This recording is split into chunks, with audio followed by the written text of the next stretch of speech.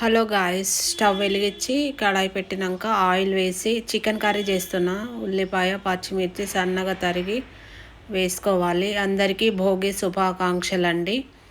అలా ఉల్లిపాయ కొంచెం వేగిన తర్వాత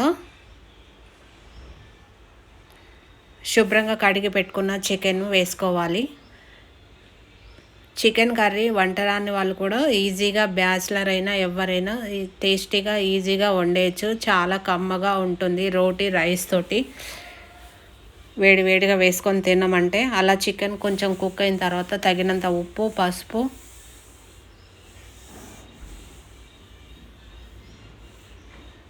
వేసేసి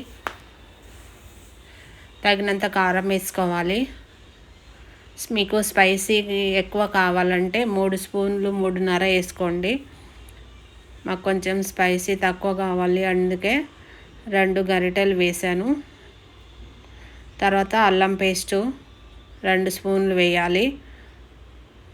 ఇప్పుడు చికెన్కి మసాలా మనం ఉప్పు పసుపు అన్నీ వేసాం కదా, అన్నీ చికెన్కి పట్టేటట్టుగా కర్రీ తిప్పుకోవాలి. అలా తిప్పిన తర్వాత చక్కగా తొందరగా కుక్ అవుతుంది చికెను.